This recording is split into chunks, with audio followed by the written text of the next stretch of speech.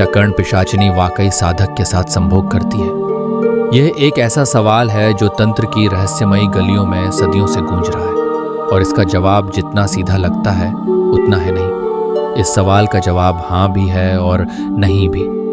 आज हम तंत्र के इसी सबसे बड़े और गलत समझे गए रहस्य से पर्दा उठाएंगे। हम जानेंगे कि यह रिश्ता, जिसे दुनिया एक शारीरिक नज़र से देखती है, असल में ऊर्जा का एक खतरनाक खेल है।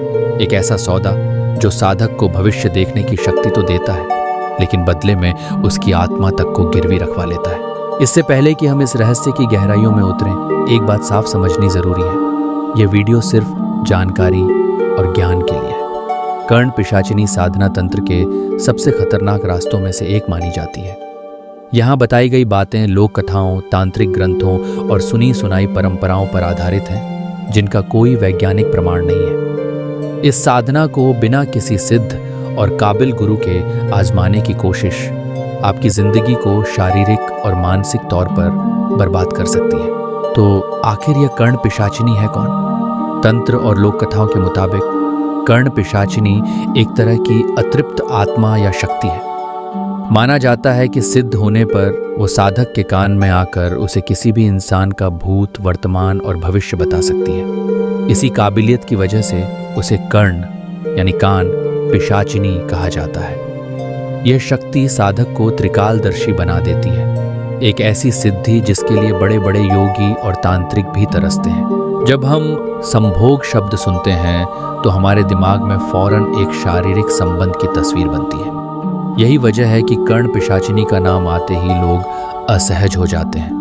कई कहानियों में यह भी कहा जाता है कि यह पिशाचिनी साधक से भोग विलास और शारीरिक संबंध की मांग करती है। लेकिन तंत्र की दुनिया इतनी सीधी नहीं है। तंत्र में अक्सर गहरी आध्यात्मिक प्रक्रियाओं को समझाने के लिए यौन प्रतीकों का उपयोग किया जाता है। तंत्र शब्द का एक मतलब विस्तार या एक हो जाना भी है। यहाँ संभोग का गहरा अर्थ है ऊर्जाओं का मिलन, दो अलग अलग अस्तित्वों का एक दूसरे में घुल जाना। हालांकि कुछ लोक परंपराओं में साधक के कामुक अनुभवों का जिक्र मिलता है, लेकिन ये अनुभव अक्सर सपने में या सिर्फ एहसास के स्तर पर होते हैं, न कि असलियत में शारीरिक। तांत्रिक ग्रंथों का सार यही है कि यह मुख्य रूप से ऊर्जा का विलय है।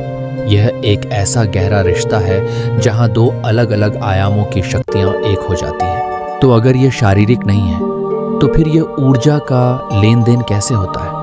और असली सवाल तो ये है कि कर्ण पिशाचिनी साधक के साथ ये रिश्ता बनाती ही क्यों है? इसका जवाब ऊर्जा के लेन देन में छिपा है।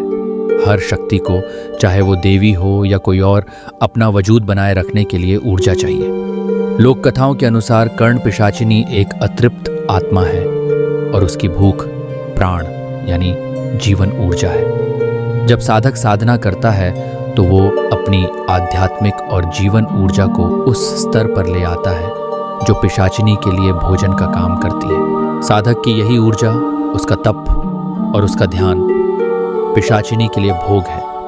ऊर्जा के इसी गहरे लेन देन और समर्पण को तांत्रिक भाषा में संभोग कहा गया है।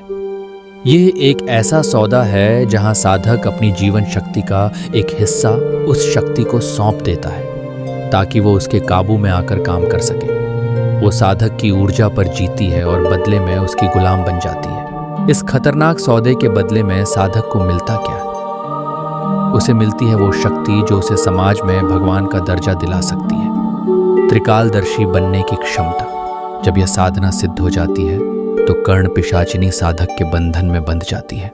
इसके बाद जब भी साधक किसी व्यक्ति के बारे में जानना चाहता है, वो बस मन में उसका ध्यान करता है।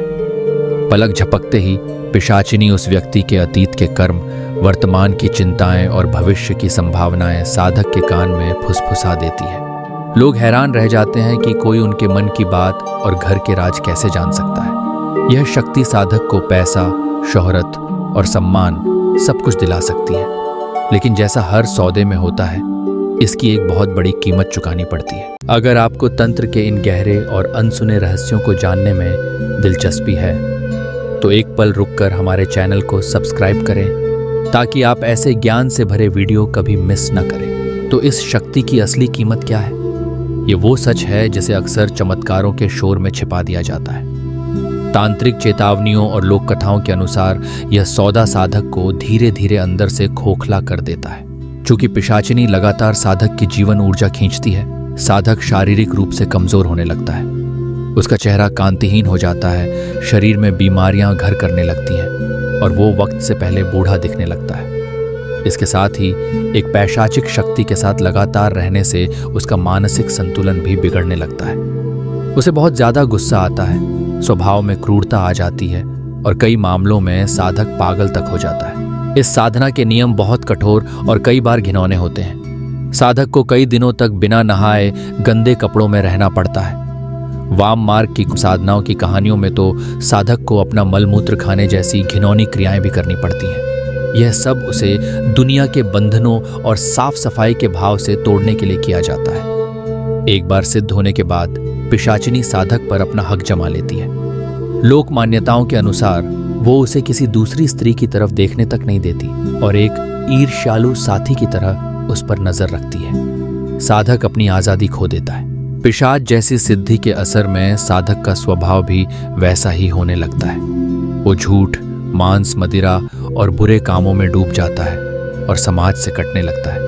आखिर में एक वक्त ऐसा आता है जब लोग उससे डरकर दूर भागने लगते हैं। लेकिन तांत्रिक परंपराओं में माना जाता है कि सबसे बड़ी कीमत साधक को अपनी मृत्यु के बाद चुकानी पड़ती है।